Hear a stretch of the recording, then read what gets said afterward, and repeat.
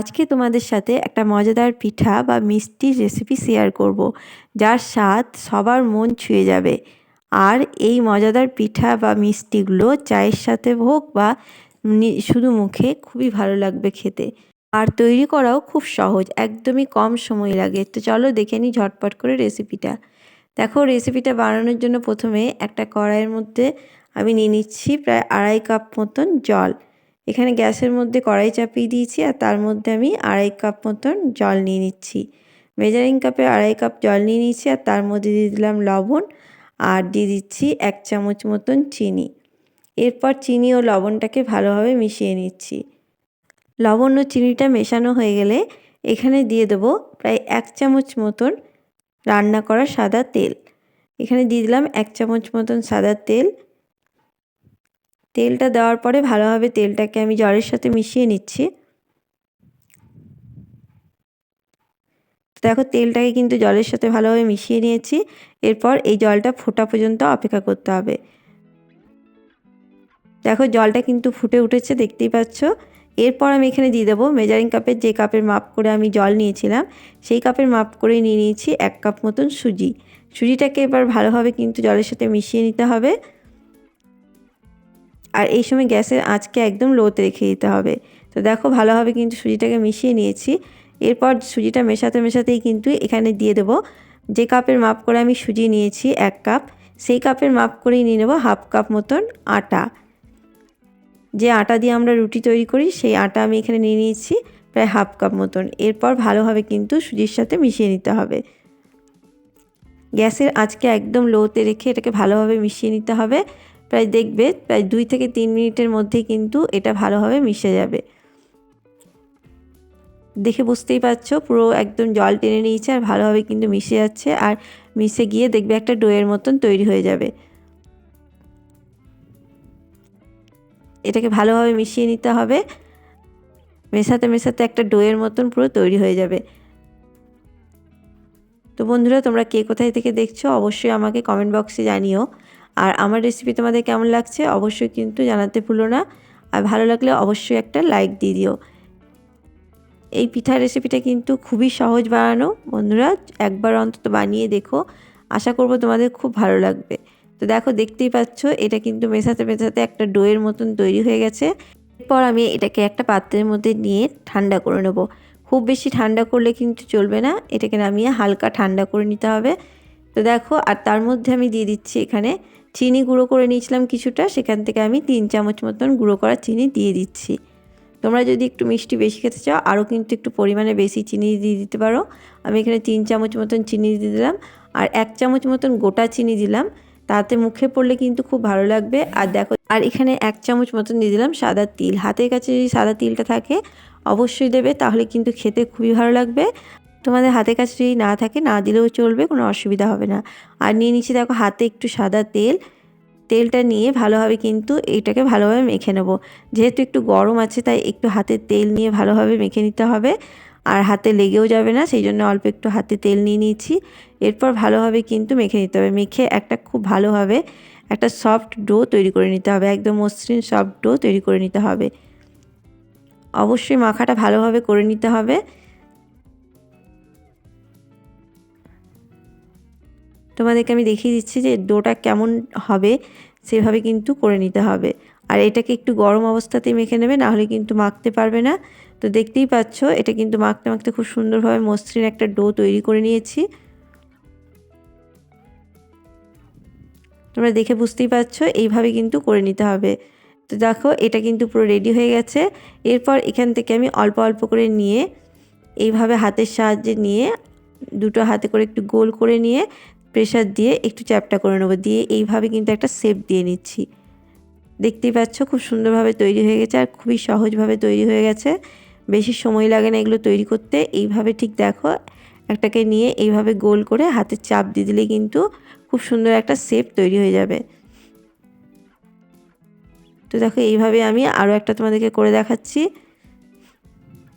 কয়েক সেকেন্ডের মধ্যে কিন্তু এগুলো তৈরি হয়ে যায়, খুবই সহজ বানানো। তো দেখো, এইভাবে আমি সমস্তগুলোকে তৈরি করে তোমাদেরকে দেখিয়ে দিচ্ছি। তো দেখো সমস্তগুলো আমি তৈরি করে নিয়েছি, দেখতেই পাচ্ছ।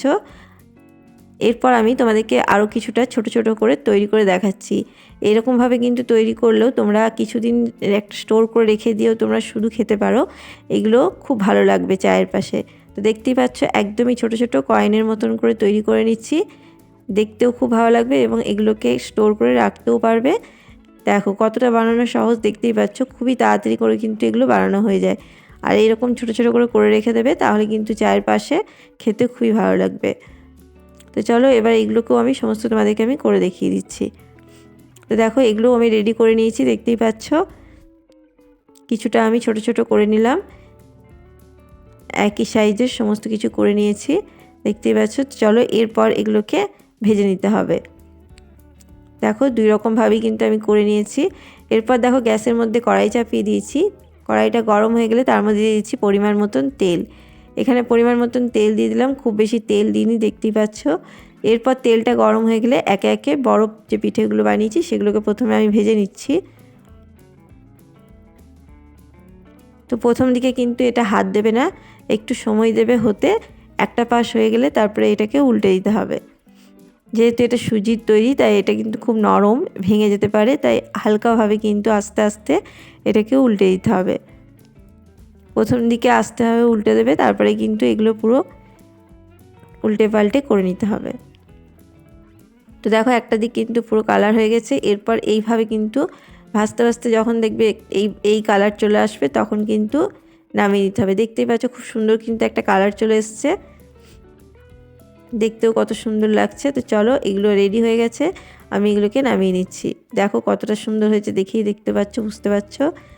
চলো এগুলোকে আমি নামিয়ে নিচ্ছি। এরপর আমি ছোট্ট ছোট্টগুলো ভেজে নিচ্ছি, যেগুলো কয়েনের সাইজে বানিয়েছিলাম সেগুলো তোমাদেরকে তৈরি করে দেখাচ্ছি। দেখো একদমই তৈরি করতে সময় লাগে না, কয়েক মিনিটের মধ্যেই কিন্তু এই পিঠা বা মিষ্টিগুলো তৈরি হয়ে যায়। তো দেখো এটাও কিন্তু কালার চলে এসছে, দেখতেই পাচ্ছ। এরকম কালার আসা অবধি কিন্তু ভেজে নিতে হবে। তো চলো এগুলোকেও আমি নামিয়ে নেব। দেখতে কতটা সুন্দর লাগছে দেখেই বুঝতে পারছো। এগুলোকে তোমরা স্টোর করে রেখে দিতে পারো, আর খুবই মুচমুচে তৈরি হয় এগুলো। দেখো কত সুন্দর হয়েছে। তো চলো এগুলোকেও আমি নামিয়ে নিচ্ছি। বাকিগুলোকেও আমি কথা বলতে বলতে দেখতেই পাচ্ছ এইগুলোকেও আমি ভেজে নিচ্ছি। বাকি যে বড়গুলো ছিল সেগুলোকেও আমি ভেজে নিচ্ছি। কয়েক মিনিটের মধ্যেই কিন্তু এই পিঠাগুলো তোমরা তৈরি করে নিতে পারবে। যখনই খুব খিদে পাবে তখন কিন্তু এই পিঠাগুলো তোমরা তৈরি করে খেতে পারো। খেতে অসাধারণ লাগে, ছোট থেকে বড় সবার খুব পছন্দ হবে। তো দেখো এইগুলো কিন্তু সমস্ত তৈরি হয়ে গেছে, এগুলোকেও আমি এবার তুলে নেব। দেখতে কতটা লোভনীয় হয়েছে দেখেই বুঝতে পারছো। তো চলো সমস্তগুলোকে নামিয়ে নিয়ে এবার তোমাদেরকে দেখিয়ে দিচ্ছি। তো আওয়াজ শুনে বুঝতেই পারছো যে কতটা মুচমুচে হয়েছে।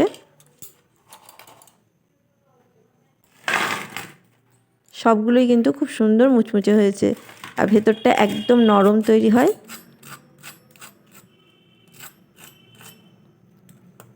দেখতেই পাচ্ছ ওপরটা কত সুন্দর একদম ক্রিস্পি তৈরি হয়েছে।